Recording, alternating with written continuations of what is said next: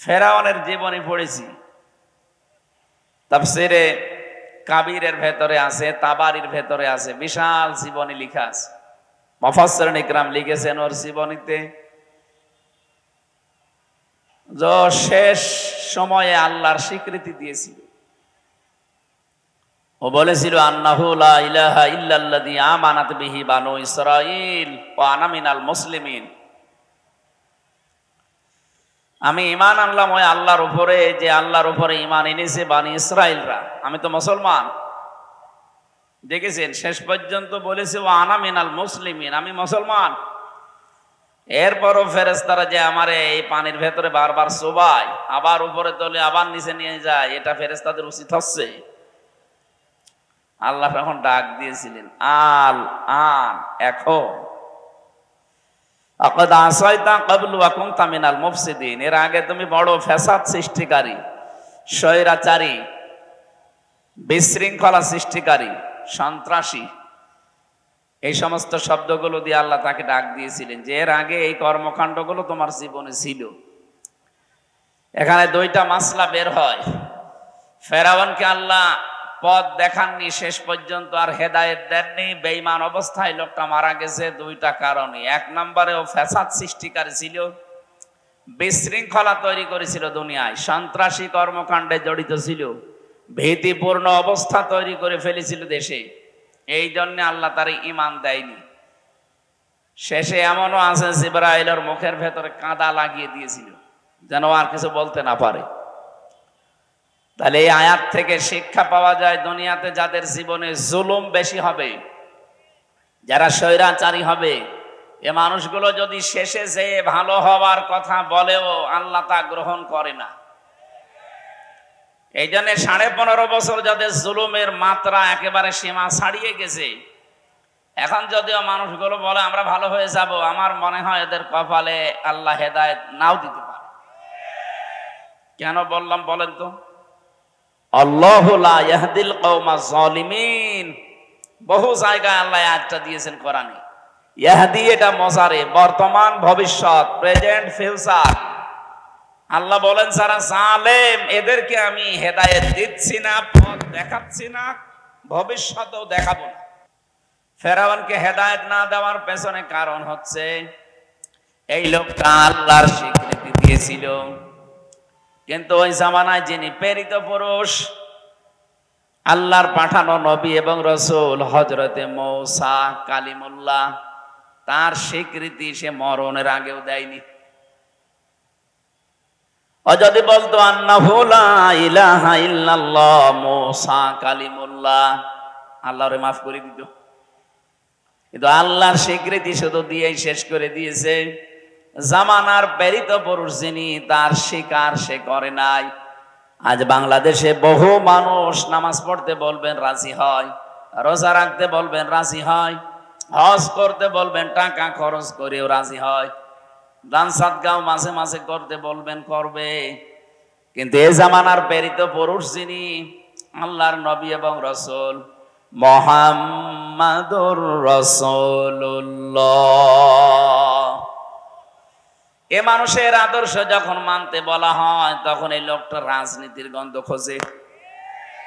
কথা বুঝতেছেন? আমি কি বেশি বলে ফেললাম? এরকম মানুষ দেশে নেই?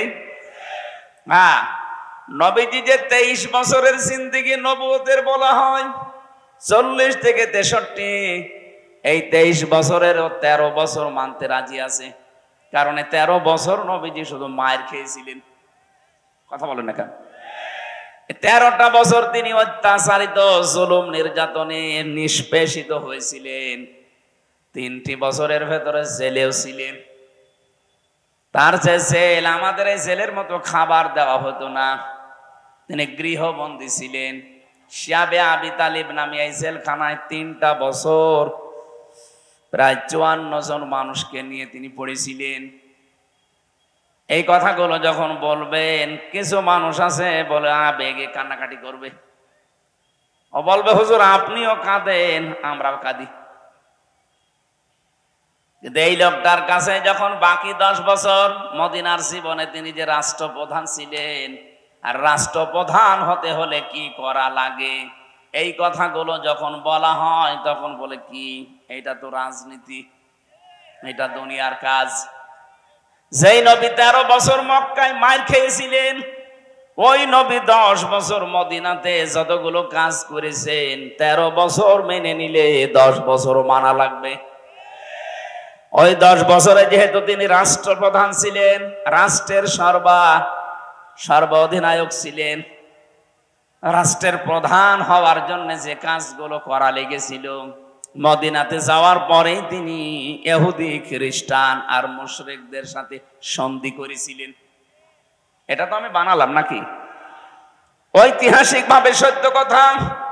আউস খাজরাজ বনু কায়নুকা, ইহুদি খ্রিস্টান আর মুশরিক, এই 3টা দলকে নিয়ে মদিনায় নবীজির যে ছোট একটা দল, এই নিয়ে তিনি 4 দল গঠন করেছিলেন।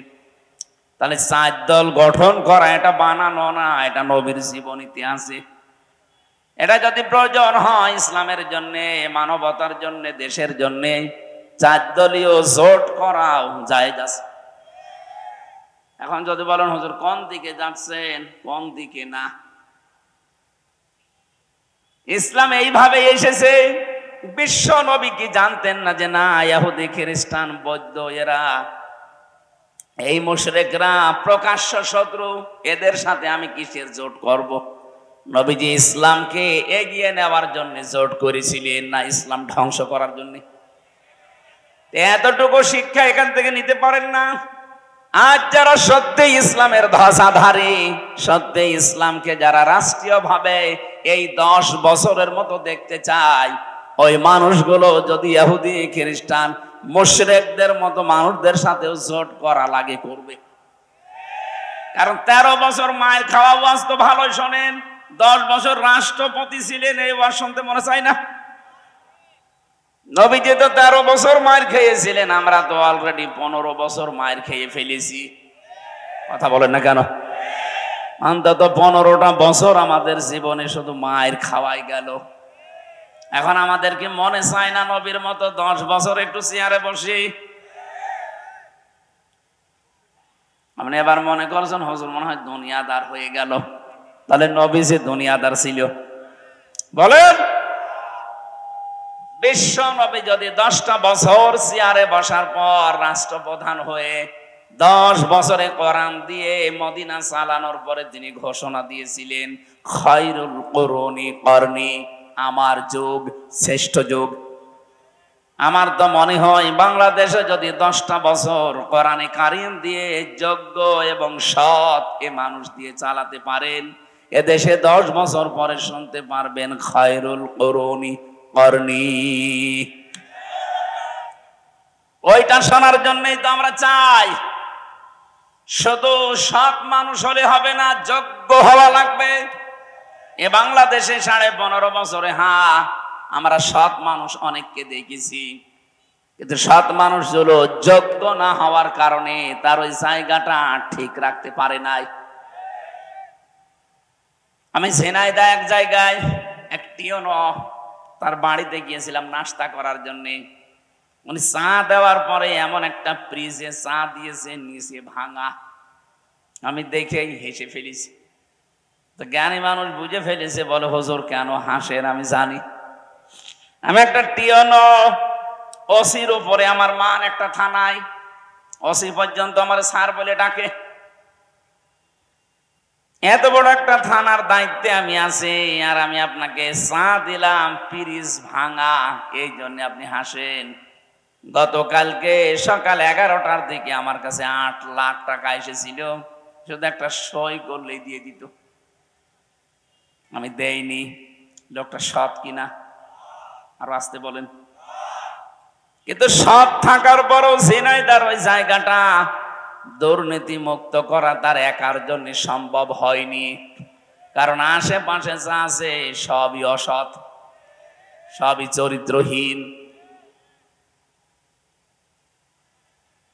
উনি বলছিল আমি এইটা না নেওয়ার কারণে হয়তো ব্যক্তিগতভাবে শান্তিতে আছি, আমি এই যে হারামটা নেইনি, হারামটা নিলে এরকম পিরিচ একটা না 1000টা পিরিচ আমি আজকে নিয়ে আসতে পারতাম। কিন্তু এই হারাম কাজটা ছেড়ে দিয়ে আমার পরিবারে, আমার ছেলে মেয়ে, আমার স্ত্রী, এর ভেতরে একটা আলাদা শান্তি আল্লাহ আমাকে দিয়েছে, যেটা হারাম ইনকাম করলে পাওয়া যায় না। কথা বুঝেছেন? তাহলে হারাম ইনকামে আপনার পরিবারের সদস্যগুলো পর্যন্ত, পরবর্তী প্রজন্ম যারা আসবে তাদের ভেতরে প্রভাব পড়ে, ওরা পর্যন্ত চরিত্র থেকে চরিত্রহীন হয়ে যায়। এজন্য আশা করছি এদের সুখে শান্তিতে রাখার জন্য যারা হারাম ইনকামের দিকে পা বাড়ান, আপনি থামবেন। কারণ হারামকে আল্লাহ ধ্বংস করেন, জায়েজকে আল্লাহ, বৈধকে আল্লাহ বৃদ্ধি করে দেন।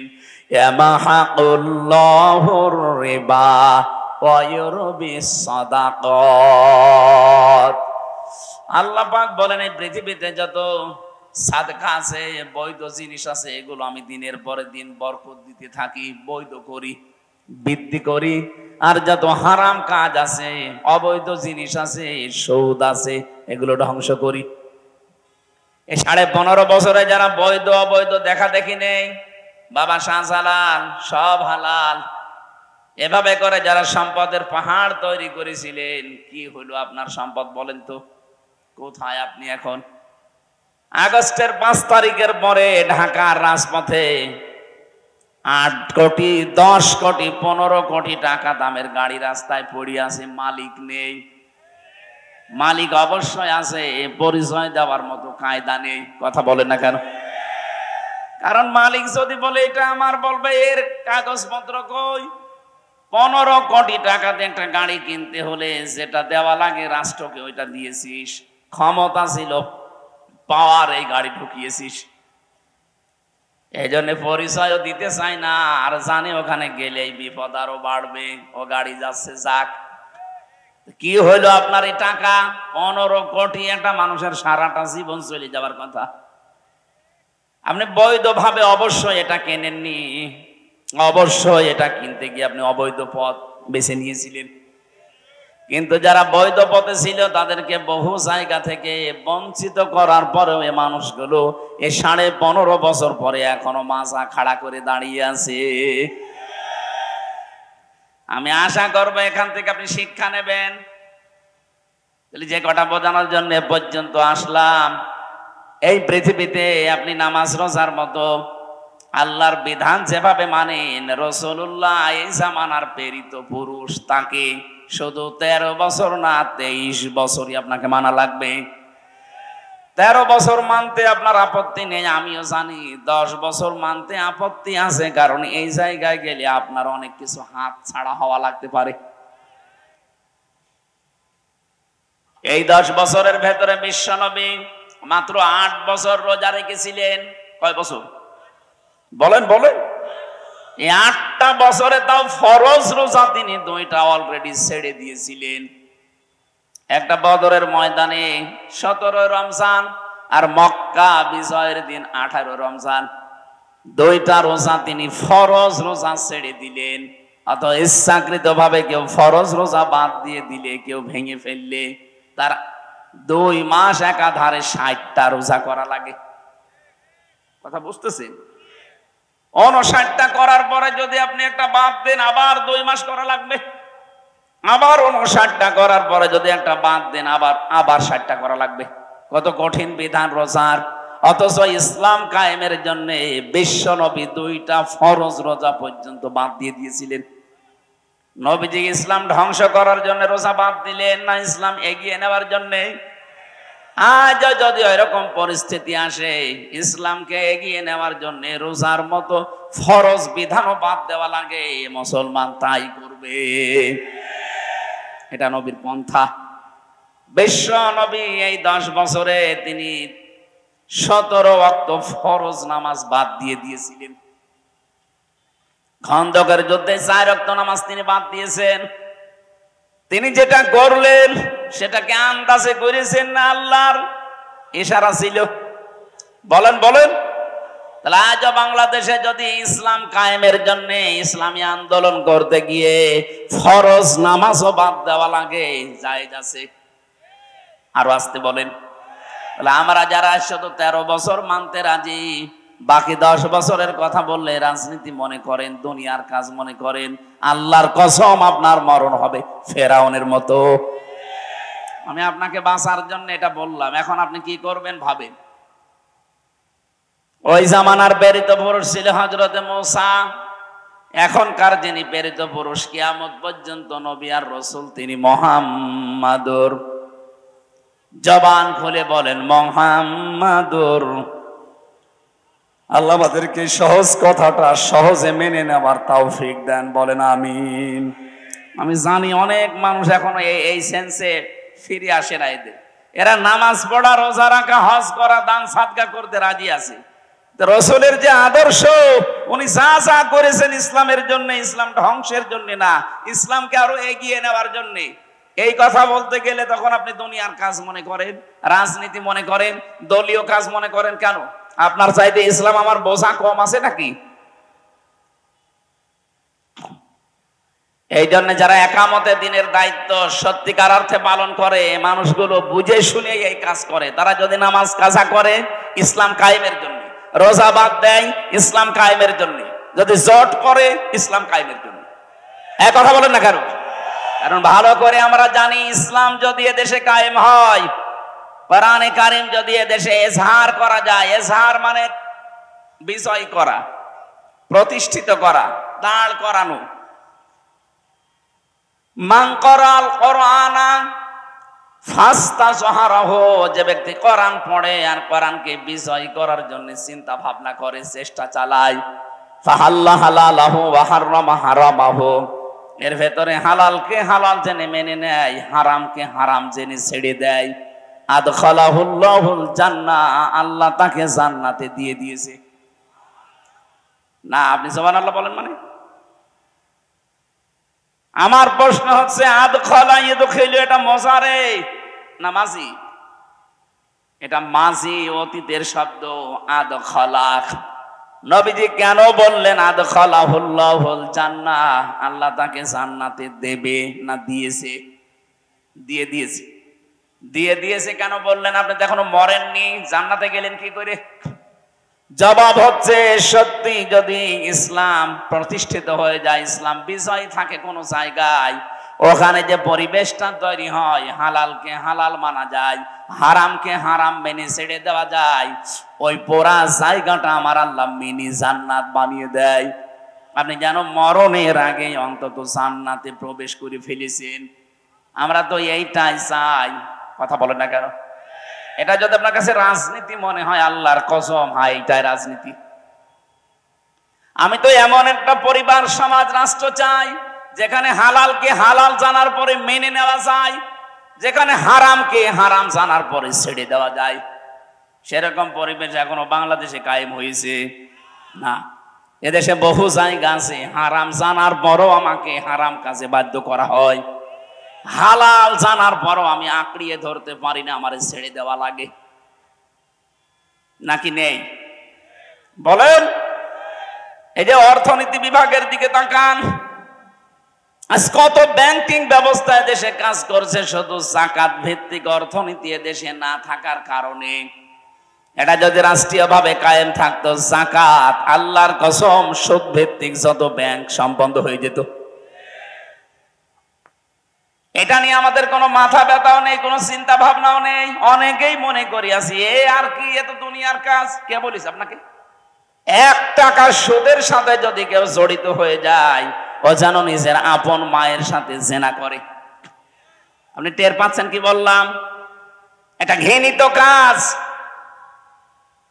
যত খারাপ চরিত্রের মানুষ হোক, নিজের মায়ের সাথে জেনা করা মানুষ আমি আজ পর্যন্ত পাইনি। পেয়েছেন? অথচ অহরহ আমরা অনেক নামাজি, মুসল্লি, হাজি পর্যন্ত এই কাজে এখন জড়িত। জানে না, না জেনে হয়তো জড়িত হয়, অথবা জেনেও অনেকে করছে। এই যে টাকা ছেড়ে রাখে যারা, টাকা আসে মাসে মাসে 100 টাকা করে পায়, 200 টাকা লাভ। উনি হয়তো লাভ মনে করে, ইন্টারেস্ট মনে করে নিচ্ছে, অথচ এটা সুদ। আসতে বলেন। এই সুদ যারা খাচ্ছেন তারা মায়ের সাথে অলরেডি জেনা করে আসলেন। আপনি হয়তো না জেনে করছেন, এখন তো জানলেন, কি কথা বলে না কেন? অনেক মানুষ কিন্তু এখন কানের ভেতরে হয়তো আঙ্গুল দিয়ে আছে অথবা এদিক ওদিকে তাকিয়ে আছে, ওর ধান্দা আছে আমি জানি না তাই মানি না। দাঁত খুলে ফেলবে আল্লাহ। জানেন না মানে ইসলামের কোন বিধান যদি কেউ জানে কিন্তু মানে না, তার একটা গুনাহ হবে, কারণ সে জানার ফরজ আদায় করে ফেলেছে, মানার ফরজ তার আদায় হয়নি। গুনাহ হবে কয়টা? আরো জোরে এই জবাব দেন। ইসলামের কোন বিধান আপনি জানেনও না মানেনও না, আপনার ডবল গুনাহ হবে। আপনি জানেনও না একটা গুনাহ, মানেন না আর একটা গুনাহ। আপনি জানেন না কেন? সুতরাং আজকে তো অলরেডি যেভাবেই হোক, কানে আঙ্গুল দিয়ে হোক, এদিকে ওদিকে তাকিয়ে হোক, বুঝে শুনে ফেলেছেন যে টাকা ছেড়ে রাখে টাকা আসে, এটা সুদ। জানেন না? অন্তত এখন তো জানলেন। এটা জানার পরে তো এখন বিশ্বাস করতে পারেন নবীর এই কথা আছে, মায়ের সাথে কিন্তু জেনা করার গোনা উঠতেছে আমল নামায়। আপনি না খেয়ে মরে যান, তাও এই কাজে এখন থেকে আর থাকা যাবে না। এই যে এই গোবিন্দগঞ্জ বাজারে বহু দোকানদার আছে, নামাজও পড়ে, রোজাও রাখে, হজও করে এসেছে, অথচ দোকানে দোকানে টাকা ছেড়ে রেখেছে, মাসে মাসে 200 টাকা করে লাভ হয়। এটা ছেড়ে দেওয়া লাগবে। কারা কারা সত্যি ছেড়ে দেবেন হাত তোলেন তো। এত মানুষ সুদ খায় এলাকায়, নাউজুবিল্লাহ। এই দাড়িওয়ালা মানুষ, আপনি কি বুঝে শুনে হাত তুললেন নাকি আন্দাজে? আন্দাজে, ঠিক আছে, বুঝে শুনে হাত তুলবেন, আন্দাজে হাত তুলবেন না।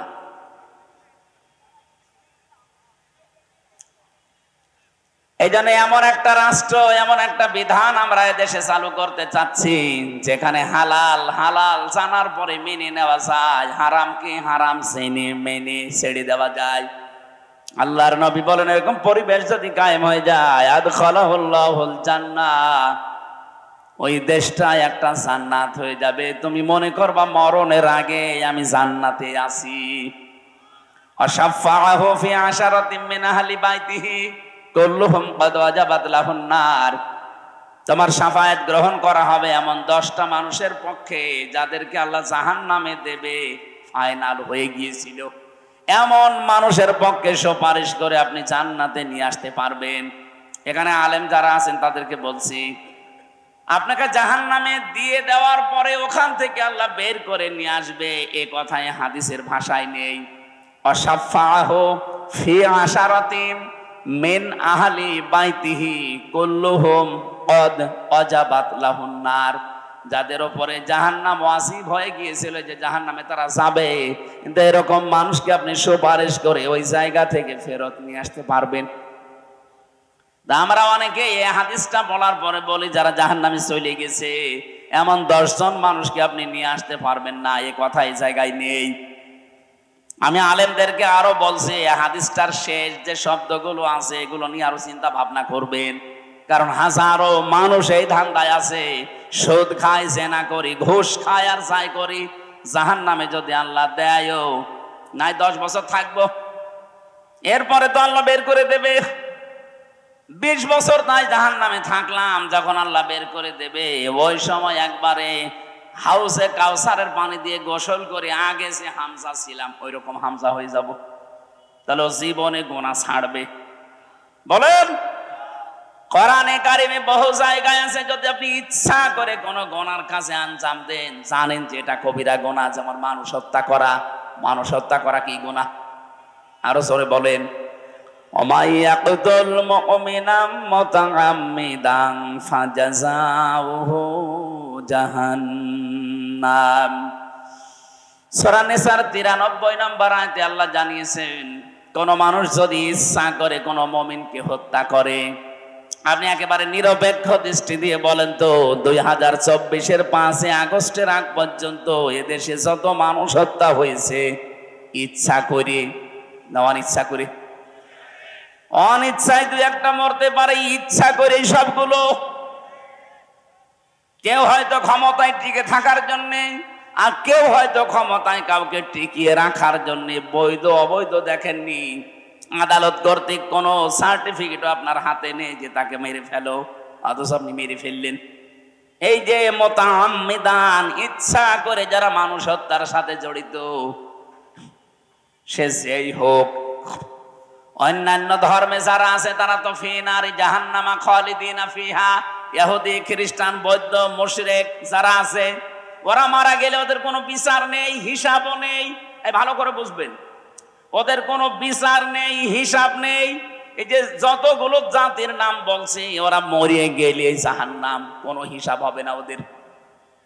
এটা কি মানেন? তো মুসলমান ছাড়া অন্য কোন জাতির কোনো হিসাব হবে? কারণ তাদের যে হিসাব নেবে যেটা দিয়ে, ওইটাই নেই। নাম কি? ইমান। ইমান বলেন বলেন। ইমানই নেই, ওর হিসাব বিচার কি দিয়ে করবে? বিচার তো করা হয় ওই লোকটার যার ইমান আছে, কিন্তু ইমানে ভেজাল আছে। বলেন, ইমানটা পরিপূর্ণ নেই, এই জন্যই তো ইচ্ছা করে আপনি মানুষ মেরে ফেললেন। সুতরাং কালকে অ্যাডভোকেট সাহেব সাইফুল ইসলাম আলিফ ভাইকে যারা মেরে ফেলেছেন, সে যেই হোক, ওই মানুষগুলো চির জাহান্নামী। আল্লাহ ঘোষণা দিয়েছেন ফাজাযাহু জাহান্নাম, এর প্রথম পুরস্কার আল্লাহ দেবে জাহান্নাম। জাযা মানে পুরস্কার, প্রতিদান। আল্লাহ প্রতিদান হিসাবে আপনাকে জাহান্নামে দেবে, মানুষ হত্যার সাথে যেই জড়িত। 2 নম্বরে খালিদান ফিহা, চিরকাল আপনাকে থাকা লাগবে। আমি আবার ক্লিয়ার করার জন্য বলছি, মুসলিম বাদ দিয়ে দুনিয়ায় যত জাতি আছে, ওরা মারা গেলে বিনা হিসাবে বিনা বিচারে জাহান্নাম। ফতোয়া যদি বের করতে পারেন এর ভেতর থেকে বলেন যে ওদের হিসাব হবে, বিচার হবে। বিচার আর হিসাব আল্লাহ যেটা দিয়ে করবেন ওইটাই তো নেই, ইমান নেই। কি নেই বলেন? তার মানে মুসলিম বাদ দিয়ে পৃথিবীর 4,500 জাতির মানুষ আছে। প্রত্যেকটা জাতির মানুষ মারা গেলে ওদের কোনো হিসাবের ব্যবস্থা নেই, বিচার নেই। বিনা হিসাবে বিনা বিচারে জাহান্নাম। বিচার করবে তো তখন যখন তার ভেতরে ইমানের কোনো গন্ধ পাওয়া যায়। কিন্তু ইমানটা থাকার পরও যারা ইচ্ছা করে আল্লাহর নিষিদ্ধ কাজকে বৈধ মনে করে পালন করছে, এই মানুষটা সমস্যা। আল্লাহ পাক বলেন খালিদান ফিহা, চিরকাল তাকে জাহান্নামে থাকা লাগবে। এতটুকুই না, অগদিবাল্লাহু আলাইহি ওয়া লা'নাহু ওয়া আ'আদ্দা লাহু আযাবান আযীমা। কয়েকটা শাস্তি আল্লাহ তার জন্য নির্ধারিত করলেন। 1 নম্বরে প্রতিদান পুরস্কার জাহান্নাম, 2 নম্বরে চিরকাল থাকবে, 3 নম্বরে আল্লাহ রেগে থাকবে, 4 নম্বরে আল্লাহ লানত বর্ষণ করবে, 5 নম্বরে যন্ত্রণাদায়ক আযাবের ভেতরে রাখবে। বলেন নাউজুবিল্লাহ। এখন প্রশ্ন হচ্ছে, এরা কয় বছর পরে বের হয়ে আসবে নাকি? বলেন। সূরা জুমারের 20 নম্বর আয়াত, আফামান হাক্কা আলাইহি কালিমাতুল আযাব আফা আনতা তুনকিযু মান ফিন্নার। শব্দের দিকে খেয়াল করে একটু পড়েন। আফা আনতা, আফামান হাক্কা আলাইহি কালিমাতুল আযাব, যার উপরে আপনার প্রতিপালকের আযাব নির্ধারিত হয়ে গেছে, ফায়সালা হয়ে গেছে যে জাহান্নামে যাবে।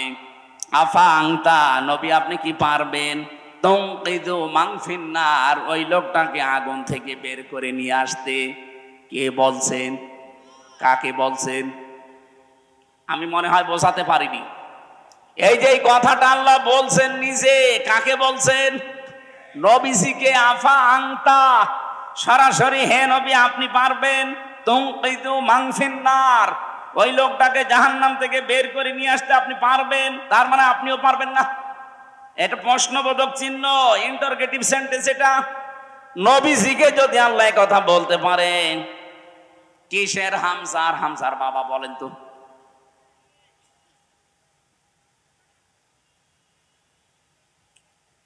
বারবার আল্লাহ কোরআনে কারিমে যেখানেই দিয়েছেন যে জাহান্নামে যাবে যারা, খালিদিনা ফিহা, চিরস্থায়ী। যেখানেই দিয়েছে জান্নাতে যাবে যারা, সেখানেও দিয়েছেন খালিদিনা ফিহা, চিরস্থায়ী।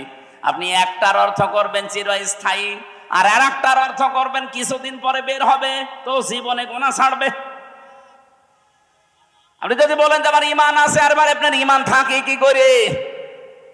আল্লাহর নিষিদ্ধ কাজকে যারা বৈধতা দেয় সঙ্গে সঙ্গে তারা বেঈমান হয়ে যায়। এই কথা বলছেন? এর 9 নাম্বারের পয়েন্টে আমি পেয়েছি, যারা আল্লাহর নিষিদ্ধ কাজকে বৈধ মনে করে তাদের ঈমান হয় আবু জাহেলের মতো। আমি আশা করি বোঝাতে পেরেছি। আবু জাহেলের মতো যদি আপনিও জাহান্নামে যান, ও কি 5 বছর পরে বের হয়ে আসবে? ও যদি না আসে, আপনি আসবেন কি করে? এই জন্য আল্লাহর নিষিদ্ধ কাজগুলো যারা বৈধ মনে করেন, তারা ওই ইহুদি খ্রিস্টান বৌদ্ধ মুশরিক ওদের মতোই। কিন্তু বাকি যারা ছোটখাটো অপরাধের সাথে জড়িত, গুনার সাথে হয়তো না জেনে করেছেন অথবা শয়তানের ধোঁকায় পড়ে করেছেন, আপনার কিন্তু সময় আছে এখনো তাওবা করার। তাওবা করে যদি ফিরে আসতে পারেন, মহান আল্লাহ আপনাকে নিষ্পাপ করে দুনিয়া থেকে বিদায় দেবে। আরে ভাই, আমি এইটাই বোঝাতে চাচ্ছি যে আপনার কিন্তু সময় আছে, আপনার সুযোগ আছে। এখন আপনার হায়াত শেষ হয়ে যায়নি।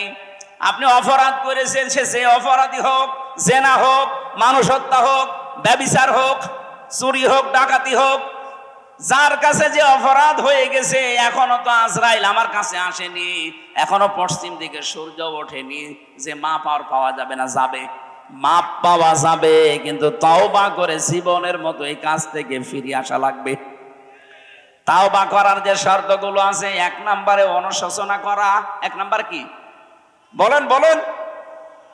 আপনি বলেন তো, এই যে 5 তারিখের আগ পর্যন্ত যারা মানুষ হত্যার সাথে জড়িত ছিল, যারা মানুষের সম্পদ আত্মসাৎ করেছে 15.5 বছর, এদের একজনকেও এখনো পর্যন্ত অনুশোচনা করতে দেখেছেন না? এদের আরো বৃদ্ধি বাড়ছে, এরা আরো প্রতিশোধ নেওয়ার নেশায় মেতে উঠেছে। আপনার অবস্থা ফেরাউনের মতোই হবে। 2 নম্বরে কি? অপরাধ করেছেন যার কাছে, স্বীকার করবেন তার কাছে, এইটাও তো পাচ্ছি না। আপনি অপরাধ করলেন হামসার কাছে, আর এখন কাবার গিলাফ ধরে চুরি করেছে কাঁদতেছেন, আমারে মাফ করে দিন। কিসের মাফ আপনার? আপনি কি আল্লাহর কাছে অপরাধ করেছেন? এই কথা বলেন না কেন? তাওবা যারা করে নিজেকে মুক্ত করতে চান, নিজেকে পরিত্রাণ দিতে চান এই অপরাধ থেকে, আল্লাহর দরবারে যেন আপনার বিচার আর না হয়, এই যদি মনে করতে চান, জীবনের মতো আত্মসমর্পণ করবেন, অনুশোচনা করবেন, অনুতপ্ত হবেন।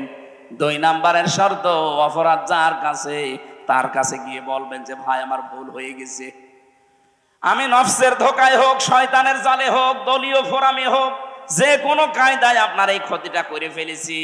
এই মিথ্যা মামলা দিয়ে, মিথ্যা সাক্ষী দিয়ে আপনার ব্যবসা হয়তো আমি করতে দেইনি, বিভিন্ন কাজ আমার দ্বারা হয়েছে, এখন আমি বাঁচতে চাই, আপনার যা ক্ষতি করে ফেলেছি এই ক্ষতিপূরণ আমি আপনাকে দিয়ে দেব। কথা বুঝতেছেন? এই 15.5 বছরে যে ধরনের অপরাধ করেছিলেন, আপনি তো জানেন যে আপনি কি করেছেন। আপনি হয়তো মানুষ খুনের সাথে জড়িত, তাহলে যাকে খুন করেছেন তার পরিবারে গিয়ে বলবেন আমার কারণে আপনার এই ছেলেটা হারিয়েছেন, আপনি এখন কি চান? সে যদি বলে আমার 1 কোটি টাকা দেওয়া লাগবে, আপনি 1 কোটি টাকা তার ক্ষতিপূরণ দিয়ে মাপ নেবেন। সে যদি বলে না টাকা দেওয়া লাগবে না, আমি আপনি মাফ করে দিলাম, তাহলে মাপ পেয়ে গেলেন। তাছাড়া 50 বছর জেল খাটলেও আপনার মাপ নেই। এই যে বাংলাদেশে যে সিস্টেমটা, মানুষ হত্যা করলে তারে ফাঁসি দেওয়ার আদেশ দেয়, ফাঁসি থেকে শেষে আসে লাইফ সাপোর্টে। লাইফ সাপোর্ট মানে 30 বছর, 30টা বছর জেল খাটলে তার মাফ বাংলাদেশের আইনে। আল্লাহর আইনে তো এইটা নেই। আল্লাহর আইনে পদ্ধতি 2টা। কেউ যদি কাউকে হত্যা করেন, মেরে ফেলেন বিনা অপরাধে, বিনা কারণে, 1 নম্বরে তার যারা গার্জিয়ান আছে, তার মা বাবা, স্ত্রী, সন্তান, তাদের কাছে গিয়ে বলা লাগবে যে ভাই আপনারা কি চান। তারা যদি বলে আমার ক্ষতিপূরণ দেন, এটা আমাদের কর্মক্ষম ছিল, এর কর্মে আমরা চলতাম, তাকেই মেরে ফেলেছেন, সুতরাং আপনি 5 লাখ টাকা দেন, আপনি 5 লাখ টাকা দেবেন তাকে। এরপরে যদি বলে ঠিক আছে যান মাফ করে দিলাম, আপনি মাফ পেয়ে গেলেন। 2 নম্বরেও যদি বলে না আমরা এগুলো মানি না, আপনাকেও আমরা মেরে ফেলতে চাই, রাষ্ট্রের মাধ্যমে আপনাকেও মেরে ফেলা লাগবে। এই 2টা পদ্ধতি ছাড়া পৃথিবীতে কোনো পদ্ধতি নেই এই খুনের অপরাধ থেকে মাপ পাওয়ার। অথচ আজ কত সহজেই অনেকে মাপ পেয়ে যাচ্ছে শুধু আস্তাগফিরুল্লাহ পড়ি। সেটারে করা জায়গা পান না। আপনি তো আস্তাগফিরুল্লাহ পড়ছেন আল্লাহর কাছে, আস্তাগফিরুল্লাহ কি কেউ মানুষের কাছে পড়ে? কার কাছে বলেন বলেন? আরে ভাই, আপনি তো আল্লাহর কাছে দোষ করেননি। হ্যাঁ, আল্লাহর কাছে যদি নামাজ পড়ে না থাকেন, রোজা না রাখেন, ফরজ হজ না করেন, তাহলে ওনার কাছে মাফ চান। উনি ইচ্ছা করলে মাফ করতেও পারে, শাস্তিও দিতে পারে। কিন্তু আপনি অপরাধ করলেন হামজার কাছে, আগে হামজার কাছে যান। আমার জীবন থেকে 3টা বছর আপনি নষ্ট করেছেন। আমার বাবার 30 লাখের উপরে টাকা আপনি খেয়েছেন। আগে এই ক্ষতিপূরণ দেন। হ্যাঁ, কথা বলা লাগবে। গত পরশু দিন এক ওসি এসেছিল আমার সাথে দেখা করার জন্য। এই যে পাশে গাবতলী থানা না, এই গাবতলী থানার ওসি ছিল এই 5 তারিখের আগ পর্যন্ত। ওই সময় ও বাঘ ছিল। এই গত পরশু দিন দেখলাম বিড়াল হয়ে গেছে। কি গো, আগে হুজুরের নাম শুনলে খেপে উঠতো, আর এখন থেকে এসে হাত চেপে ধরে বলছো হুজুর আমারে মাফ করে দেন। কি আপনি যে বাঘ বিড়াল হয়ে গেলেন কি করে? ওরা 5 তারিখের পরে বিভাগীয় মামলা হয়েছে ওর নামে। ওরে এখান থেকে পাঠিয়ে দিয়েছে সেই কক্সবাজারে। সমুদ্র সৈকতে আপনি শুধু গোসল করেন। ওখানে মাহফিল ছিল আমার তারেক জিয়া সাহেবের গ্রামে। ওই দিন আমি মাহফিল করে যখন আসছিলাম, তখন আমার গাড়িটা ধরে তাড়া দিয়েছিল মাঠের ভেতরে। 2 কিলোমিটার শুধু তাড়িয়েছে, ধরতে পারে নাই। কিন্তু গাড়িটা আটকানোর পরে ড্রাইভার আর একজন ছিল, তারে নিয়ে বলছে গাড়ি ছেড়ে দিতে পারি। 1,00,000 1.5 লাখ টাকা চেয়েছিল, পরে 1,13,000 টাকা দিয়ে গাড়িটা ছেড়ে দেওয়া। ওটা মাওলানা আব্দুল বাড়ির রশিদ আছে একজন, ওই হুজুরের গাড়ি। আমারটা, ওনারটা, আরো একজনের, 3 জনের গাড়ি আটকিয়েছিল। এই দিন এসে এই সিরাজগঞ্জ গোল চত্বরে এসে দেখা করে বলছে হুজুর আমারে মাফ করে দিন। আমি মাফ করে দিতে পারি, আমার অসুবিধা নেই মাফ করতে, কিন্তু আগে টাকা ফেরত দেন। হ্যাঁ, অসুবিধা কি, আপনি টাকা ফেরত দেন, মাফ দিয়ে চলে যান। টাকা দেবেন না, শুধু মাফ করে দেন, আর কি মারা যায় কেমন না? 15.5 বছরে আপনার জন্য কত মানুষ এই বাজারে ব্যবসা করতে পারে নাই। কত মানুষকে বিনা কারণে মিথ্যা মামলা দিয়ে ধরিয়ে দিয়েছেন, মিথ্যা সাক্ষী দিয়ে জেল খাটিয়েছেন। এখন যে মাফ করে দেন, কিসের মাফ? এ যে ক্ষতি করে দিলেন 10 লাখ টাকার, আগে এই টাকা ফেরত দেন। আমি তো মাফ করব তখন যখন আমার বাবার 30 লাখ টাকা পাবো, আর 3 বছর আপনি জেলে থাকবেন। আমরা সবাই এরকম মাফ চাই না। তাহলে বাংলাদেশ ভালো হবে। আগামীতে যারা চেয়ারে বলবে দরকার নেই, শুধু আস্তাগফিরুল্লাহ হবে না, টাকা ফেরত দেওয়া লাগবে ওসির মতো। ওসি এখন দেখি প্রতিদিন যোগাযোগ করছে বাড়ি ভাইয়ের সাথে। আজকেও আমার সাথে দেখা হয়েছিল, বলছে ভাই কি করবো, বারবার বলছে 6-9 করেছে, সে টাকা তো গেছে গেছে, আপনি মাফ করেন। কিসের মাফ গো? আগে টাকা দেন, এরপরে মাফ চান। আমি মনে হয় কথা বোঝাতে পেরেছি। সুতরাং এই কাজগুলো যারা করেছেন, 2 নাম্বার তো এইটা। 3 নাম্বার, জীবনে আমি আর এরকম কাজ কোনোদিন করব না, এরকম অটল সিদ্ধান্ত নিয়ে টিকে থাকা, এর নাম তাওবা। তাহলে আপনাকে কিয়ামতে আল্লাহ এই বিচার আর করবে না, দুনিয়ায় মাফ করে দেবে। জোরে বলেন সুবহানাল্লাহ। আল্লাহ আমাদেরকে যেন এইভাবে দুনিয়ার জীবন চালানোর তৌফিক দেন, বলেন আমিন। আজকে আমরা যে তেলাওয়াত করেছি, একটা পরিচিত আয়াত, 5টা বিষয়ের ভেতরে লুকিয়ে আছে। আমরা তাফসীর আকারে ওই 5টা বিষয় সামনে খোলাসা করব, তাহলে বুঝবেন যে আয়াতের উপরে আপনি আছেন কিনা। সূরা বাকারা 208 নাম্বার আয়াত। আজকের বাংলা অর্থ হচ্ছে প্রবেশ করো। কি করো? বলেন বলেন। কোথায় প্রবেশ করবেন? থানাতে, হ্যাঁ, আদালতে, এই স্কুলে। কোরআনে কারীম বলছে ইয়া আইয়ুহাল্লাযীনা আমানু, ওহে যারা ঈমানের দাবি করো তাদেরকে বলছি, উদখুলু ফিস-সিলমি কাফা, তোমরা ইসলামে প্রবেশ করো পরিপূর্ণভাবে। আংশিক না, অর্ধেক না, পরিপূর্ণভাবে প্রবেশ করো। ওয়ালা তাত্তাবিউ খুতুওয়াতিশ শাইতান, শয়তানের পদাঙ্ক অনুসরণ করবা না। ইন্নাহু লাকুম আদুউম মুবিন, অবশ্যই সে তোমাদের সকলের প্রকাশ্য শত্রু। এটা বাংলা অর্থ ছিল। এবার আসেন আয়াতের ব্যাখ্যায় যাচ্ছে। এই পৃথিবীর ময়দানে কোন মানুষ যদি চাই যে আমি ইসলামে পরিপূর্ণ প্রবেশ করতে চাই, আমার কি আসলে পরিপূর্ণ প্রবেশ করা হয়েছে, ও যদি মনে করতে চাই দেখি আমি পরিপূর্ণটা করেছি কিনা, তাহলে 5টা বিষয় যদি আপনার এই বাস্তব জীবনে থাকে, আপনি বিশ্বাস করবেন হ্যাঁ আমার পরিপূর্ণ প্রবেশ হয়েছে। 1 নম্বরে আত্মসমর্পণ। 1 নম্বরে কি? 1 নম্বরে আপনাকে আত্মসমর্পণ করা লাগবে। 2 নম্বরে ইখলাস। 3 নম্বরে লেনদেনের মুআমালাত মুআশারাত যেটা বলা হয় এটা আপনার ঠিক থাকা লাগবে। 4 নম্বরে বিশুদ্ধ আকীদা লাগবে। 5 নম্বরে উত্তম চরিত্র লাগবে।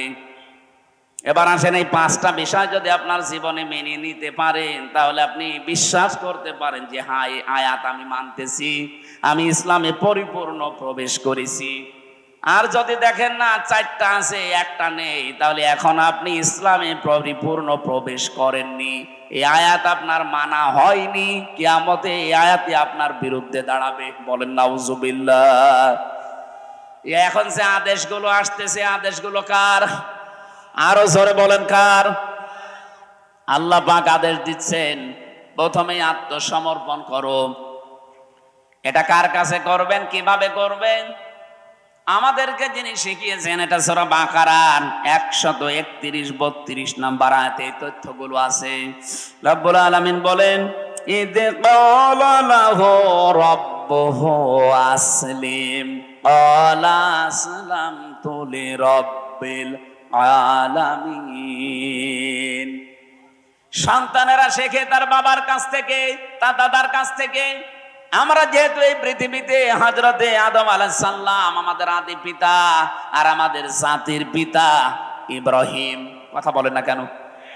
মুসলিম জাতির পিতাকে আমাদের বাবা তিনি, সেই হিসাবে আমরা মুসলিম জাতির পিতা হিসাবে ইব্রাহিমকে যারা মেনে নিয়েছি, তাদের অবশ্যই উচিত তাদের বাবার কাছ থেকে আত্মসমর্পণ শেখা। তিনি গাছের মাথায় বসে কোড়াল দিয়ে কাঠ কাটছিলেন।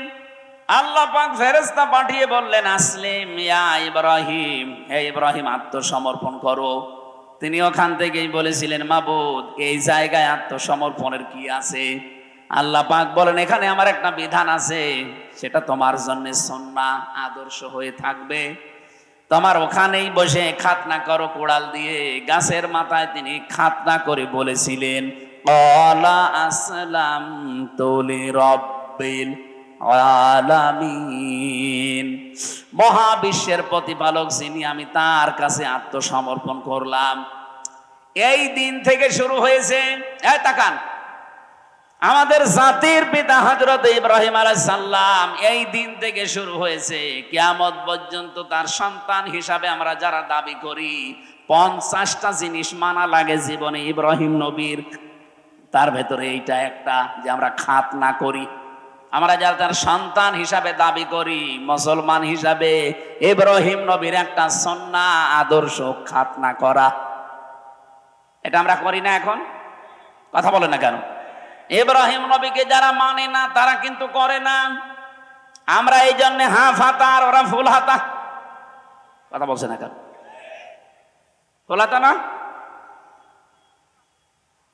আমার জেলের প্রথম যাওয়ার পরে যাকে পেয়েছিলাম, দেবদুলাল, এই জেলার, ওকে দেখলেই কয়েদিরা বলতো ফুল হাতা আসতেছে। ফুল হাতা মানে ও মুসলমানই দেয়নি। আর আমরা যারা মুসলমানই দিয়েছি, আমরা কি ফুল হাতা না হাফ হাতা? হাফ হাতা। এটার দ্বারা বিজ্ঞানের অনেকগুলো উপকার আছে। আজ অনেক হিন্দু পর্যন্ত গোপনে গোপনে ডাক্তারকে দিয়ে আগা কেটে ফেলছে। কেন?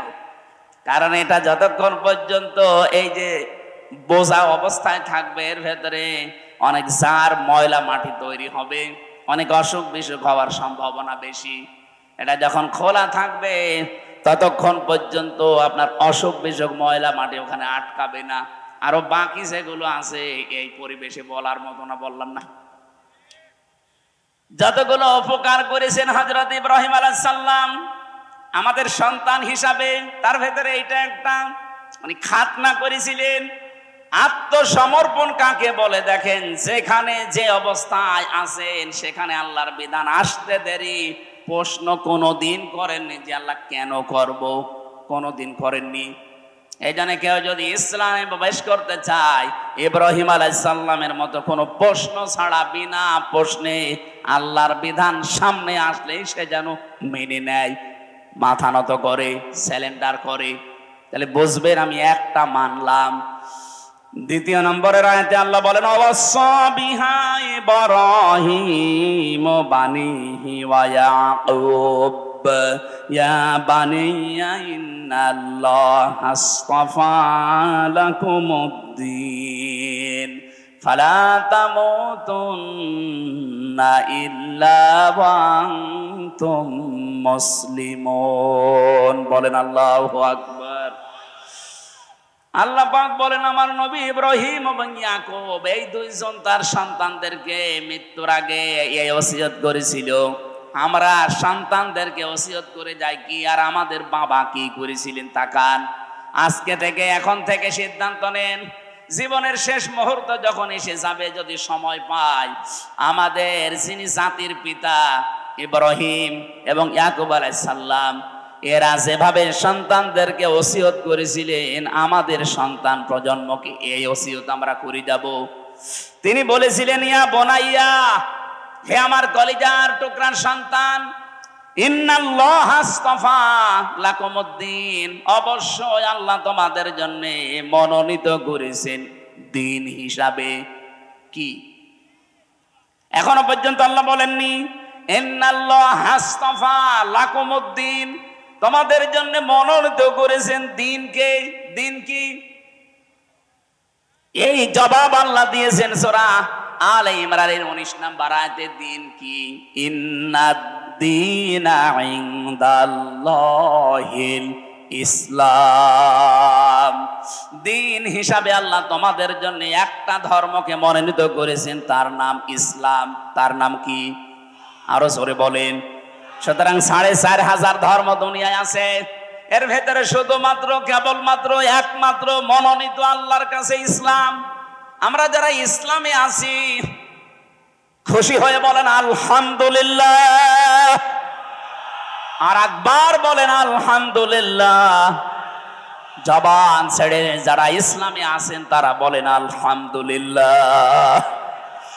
এটা যে কত বড় নিয়ামত আমরা পেয়েছি, যারা অন্য ধর্মে আছে তারা টের পাচ্ছে। পৃথিবীর প্রত্যেকটি ধর্মে আজ শান্তির নামে অশান্তি চলছে, শুধুমাত্র ইসলাম এই ধর্মের ভেতরে অশান্তির কোনো বাক্য নেই। যেখানে যাবেন সেই জায়গায় শুধু শান্তি।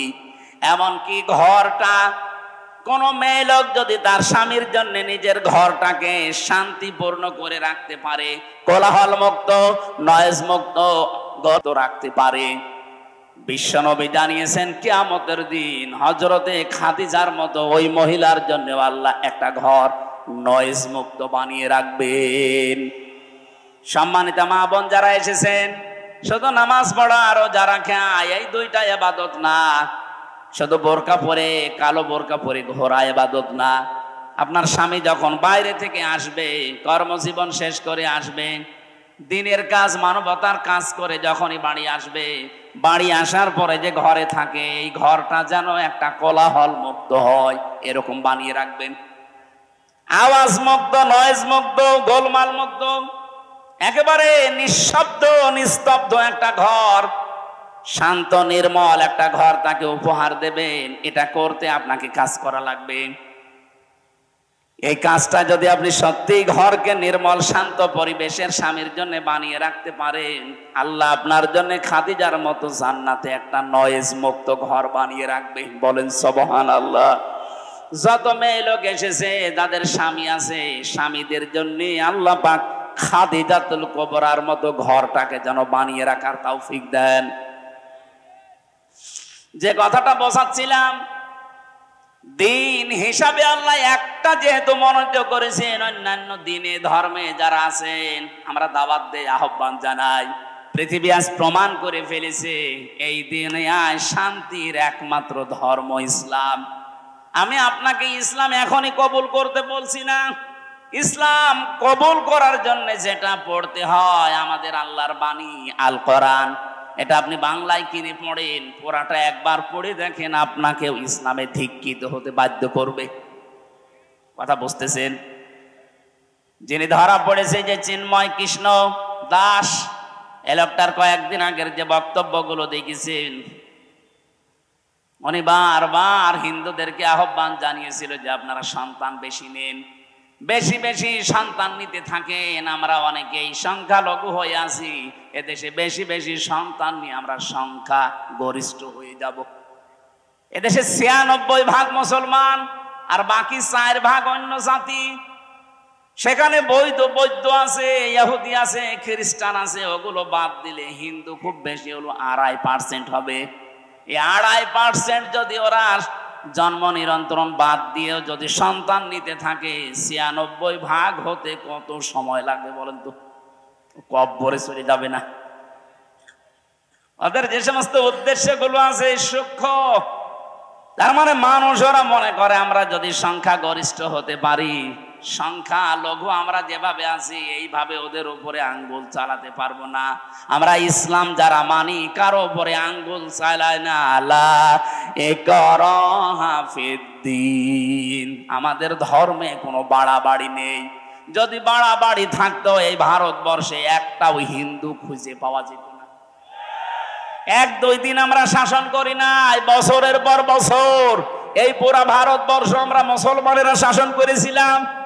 যদি আমাদের ধর্মে সত্যিই বাড়াবাড়ি থাকতো, কাড়াকাড়ি থাকতো, একটা হিন্দু বেশি থাকতো না।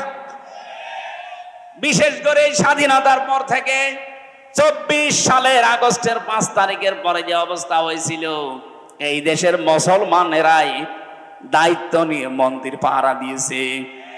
যদি আমাদের ধর্মে মন্দির ভাঙা থাকতো তাহলে একটা মন্দিরও এরপরে খুঁজে পেতেন না। আমরা আরো পাহারা দিয়েছি, এমনকি দেবতাকে গালি দেওয়া পর্যন্ত আমাদের ধর্মে নিষেধ। ওয়ালা তাসাব্বুল্লাযীনা ইয়াদউনা মিন দুনিল্লাহ, যারা আল্লাহ বাদে অন্য কাউকে ডাকে ওদের দেবতাকে গালি দিবা না। কে বলছে? বলেন। পৃথিবীর সবচাইতে বড় পরধর্ম সহিষ্ণু জাতি এই মুসলমান। এই জন্য ভারতবর্ষে এখনো হিন্দু আছে, ওরা জোর করে জয় শ্রীরাম বলায়, অথচ আজ পর্যন্ত জোর করে কালেমা পড় নাই, মেরে ফেলবো। কোন ইতিহাস এই পৃথিবীতে আমার জানা নেই। আপনার জানা থাকলে বলেন তো। আপনি বিশৃঙ্খলা তৈরি করার জন্য, সূক্ষ্ম ষড়যন্ত্র করার জন্য যাদের প্রলোভনে কাজগুলো করছেন আপনারা থামবেন। এই বাংলাদেশে এখন যে অবস্থায় আছি, সত্যি কথা বলছি, এটা কিন্তু ইন্ডিয়া না, এটা বাংলাদেশ। এখানে কোন ষড়যন্ত্র আর এদেশের ৯৬% মুসলমান সফল হতে দেবে না। সে গোপনে করেন আর প্রকাশ্যে করেন, যতক্ষণ পর্যন্ত আমাদের মুসলমানেরা মুনাফিকি না করবে। আমি জানছি এগুলো করার পেছনে অনেক মুসলমান মুনাফিক নামধারী পেছনে কলকাঠি নাড়াচ্ছে। যারা বলে যে আমাদের স্বামী স্ত্রীর সম্পর্ক, তারা এক কথা বলে না কেন? যারা বলে আমাদের স্বামী স্ত্রীর সম্পর্ক, আসলেই তো তাই। আপনারা ২ বোন একসাথে গেছেন, কেউ স্বামীর বাড়ি, কেউ দুলাভাই বাড়ি। এই দেশ থেকে যারাই বাইরের দেশে যায়, তারা এই দেশে মাসে মাসে রেমিটেন্স পাঠায়। তারা রেমিটেন্স যোদ্ধা। আজ ৩ মাস হয়ে গেল ২ বোন গেছেন, একটা টাকাও পাঠান না। আমরা কি করে চলবো? আশা করছে টাকা পাঠাবেন। আমরা চাই না যে টাকা পাঠাক। ২ বোন মিলে, কেউ দুলাভাইয়ের বাড়ি, কেউ স্বামীর বাড়ি, অন্তত পকেট মারা টাকাগুলো তো পাঠানো যায়। আমরা জামা রাখলে আমাদের জামার পকেটে টাকা থাকে না, তাই আপনারা কি করছেন? অনেকে তো দুলাভাইয়ের পকেটও মারে। ২ জন মিলে আমি চাই, এদেশের মানুষেরা চায় যত ঋণের বোঝা দিয়ে গিয়েছেন অন্তত রেমিটেন্স পাঠান। ৩ মাসে যদি ১ লাখ করেও পাঠাতেন তাও ৩ লাখ। একটা টাকাও আমরা এখনো পাইনি। আমরা ঋণের বোঝায় জর্জরিত, আর আপনি বসে বসে চা খাবেন আর ষড়যন্ত্র করবেন। এদেশের মানুষ কিন্তু ২০২৪-এর ৫ আগস্টে আর নেই। এক কথা বলুন। এখন কি নভেম্বর মাসের 27 তারিখ চলছে, আর 1 মাস 3 দিন পরে দেশের চিত্রই পাল্টিয়ে যাবে। 25 সালে যাব আমরা। আর আমার মনে হচ্ছে বাংলাদেশ 25 সালে যাবে, কোরআনের হাতে দেশ আল্লাহ দিয়ে দেবে। এ দেশ কোরআনের হাতে যাক, আমরা চাই না। ডাক্তার আব্দুর রহিম সরকার কোরআনে কারিম বুকের ভেতরে নিয়ে সংসদে যাবে, এটা চান কিনা? কারা কারা চান দেখি? লিল্লাহি তাকবীর।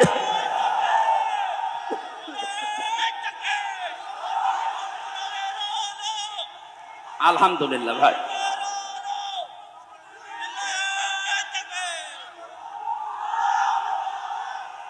ঠিক আছে ভাই, কথাগুলো যেন ঠিক থাকে।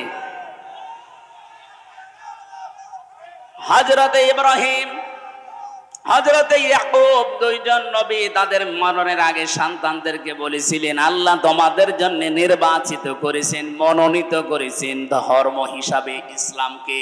কাকে?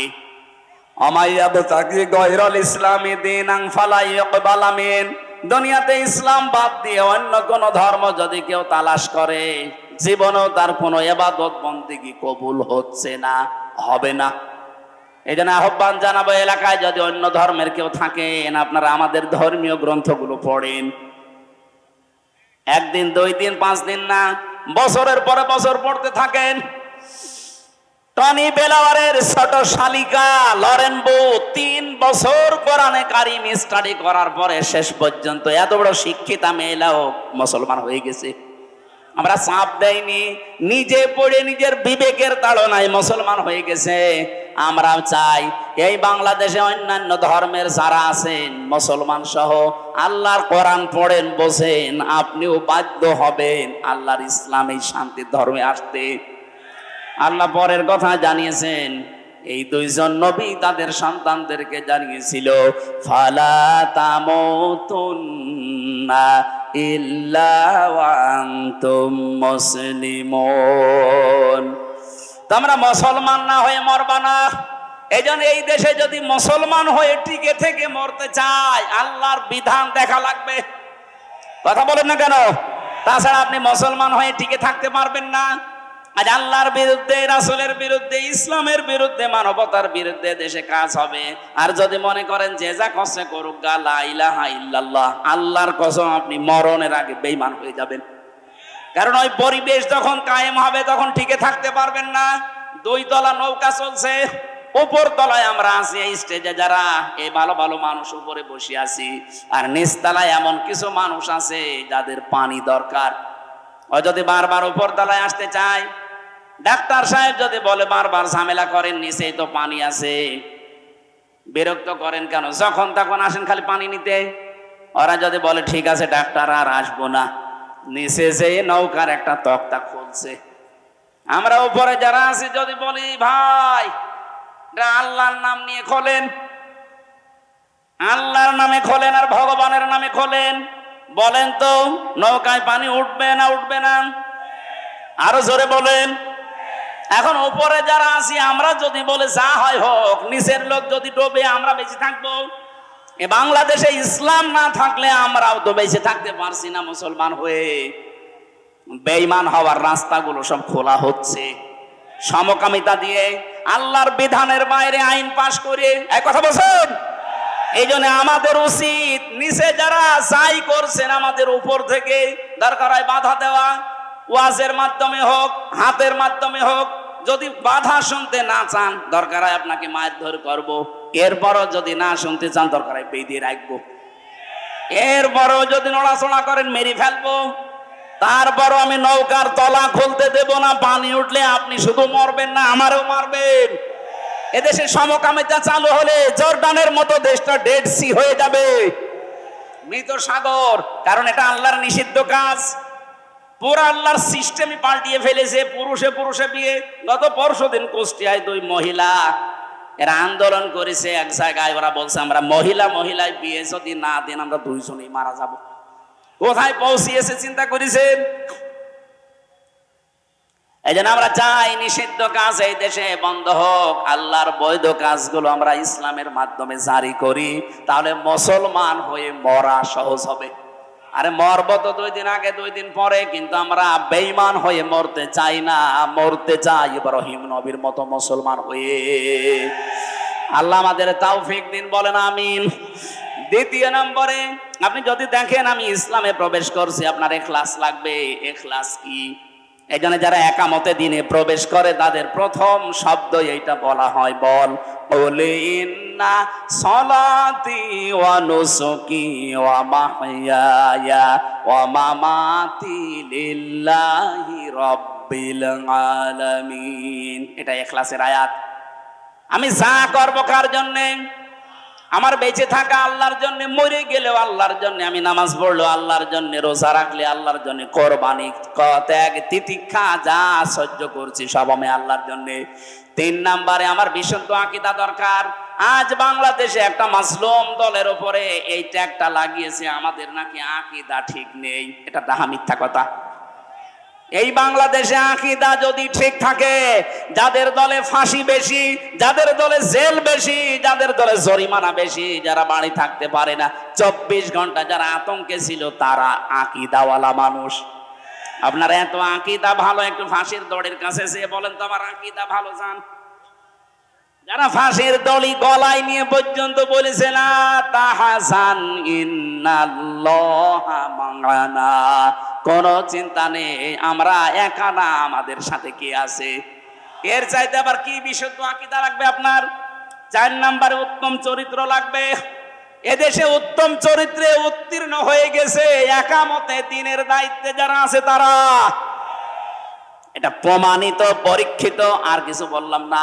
5 নম্বরে লেনদেনে স্বচ্ছতা, এইটাও একামতে দিনের কর্মীদের ভেতরে। বহু মানুষকে একামতে দিনের বাইরে যারা আছে দেখেন, টাকা দিলে মনে করুন নিজের টাকা, এক কথা বলে না কেন? আর এই মানুষগুলোর লেনদেন এত স্বচ্ছ, এই ঝঞ্ঝা বিক্ষুব্ধ বাংলাদেশে, এরপরেও যদি আপনি মানুষ খুঁজে না পান, এই যে 5টা বললাম, আমি আবার বলছি। 1 নম্বরে আত্মসমর্পণ করা লাগবে। কার সামনে? আরো জোরে বলেন। 2 নম্বরে ইখলাস লাগবে। প্রতিটি শব্দের ব্যাখ্যা ছিল, লক্ষ লক্ষ কথা আমি তাফসীর থেকে তুলেছিলাম। 3 নম্বরে আপনার বিশুদ্ধ আকীদা লাগবে। 4 নম্বরে উত্তম চরিত্র লাগবে। 5 নম্বরে লেনদেন স্বচ্ছ হওয়া লাগবে। এই 5টা যদি দুনিয়ায় দেখাতে পারেন, বুঝবেন আমি এই আয়াতে পরিপূর্ণ প্রবেশ করেছি। বলেন সুবহানাল্লাহ। আল্লাহ আমাদের তৌফিক দিন। আমার লিখিত যে বইগুলো আছে, আপনারা যে যাওয়ার সময় নিয়ে যান। 2-1টা বই হয়তো ওই যে ওই সোজাসুজি আছে গাড়িতে, ওই সাদা গাড়িতে আছে। আমি জেলে বসে এত কষ্ট করে লিখলাম, আপনারা নেবেন না, পড়বেন না। যে আদম আলাইহিস সালাম তার স্ত্রীকে বিয়ের জন্য দেনমোহর দিতে হবে, তাফসীর কি সত্য না মিথ্যা? সত্য মানে 100% সত্য। আতুহুন্না উজুরাহুন্না ফারিদা, এটা সূরা বাকারার 33-34 না কত আয়াতের তাফসীরে আছে, তাবারির ভেতরে পাবেন। এখন আর সময় নেই। আল্লাহুম্মা আমিন।